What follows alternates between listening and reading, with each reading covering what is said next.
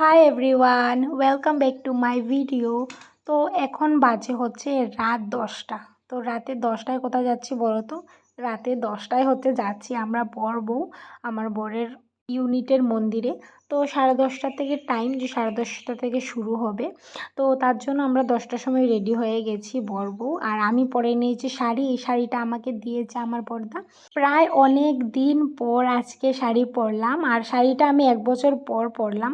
গত পূজাতে বড়দা দিয়েছিল। আর শাড়িটা পরে দেখছি যে ব্লাউজটা এত লুজ হয়ে গেছে, মানে আমি তো আগের থেকে অনেকটাই রোগা হয়ে গেছি, আর পুরো লুজ হয়ে গেছে। আর আমি ভাবতেই পারিনি যে এত লুজ হবে। পরার পর দেখছি যে লুজ হয়ে গেছে। আর এখন সেলাই করার টাইমও নেই আমার কাছে, তার জন্য এইভাবেই চলে গেছিলাম। তো আমি ভাবছি রাতেই তো আছে, কিছু হবে না, পড়িনি। আর এখানে দেখতে পাচ্ছ আমার বর তালা মেরে দিয়েছে, আর আমরা বেরিয়েও পড়েছি রাস্তায়। আর আমার হেলমেটটা দেখো, ও লাগিয়ে দিয়েছে। আর আমি তো চুল বেঁধেছি, তার জন্য হেলমেটটা ভালো করে পরতেও পারিনি। আর আমার বর কেমন হেলমেট এনে দিয়েছে, এটাও দেখো। আমাকে হাসতে হাসতে শেষ আমি হেলমেটটা দেখে। তারপর চলে এসেছি মন্দিরে। আসার পর দেখছি অনেক মানুষ চলেছে, আর আমার বরকে ওই সামনে দেখা যাচ্ছিল। আর এখানে যে আমার পাশে মেয়েটা দেখতে পাচ্ছ, ও হচ্ছে আমার বরের বন্ধুর মেয়ে আর ছেলে। তো ওর মা তো আসতে পারেনি, আমাকে বলছিল যে তোমার সঙ্গে নিয়ে যাও ওদেরকে।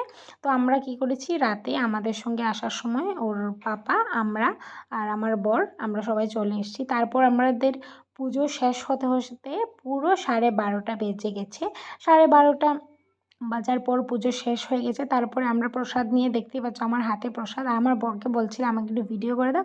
আর ও না রাতে ভিডিও যে কীভাবে করবে ও নিজেই বুঝতে পারে না। যাই হোক, ভিডিও করে দিয়েছে। আর আমি দেখো না, ঘুমটাটা তো ভালোভাবে দিতেও পারিনি মন্দিরে আসার পর, কারণ আমার পিনটা অনেকটা নিচে লাগিয়েছিল, তার জন্য। যাই হোক, তারপরে আমরা চলে এসেছি বাড়িতে। বাড়িতে এসে দেখলাম প্রসাদ কি দিয়েছে। তো একটা আপেল, একটা কলা আর বুরিন্দার লাড্ডু, এইগুলোই হচ্ছে এখানের প্রসাদ। আমাদের তো খিচুড়ি না খেলে হয়ই না পুজোতে। তো ভিডিওটা কেমন লাগলো অবশ্যই কিন্তু কমেন্ট করে জানাবে।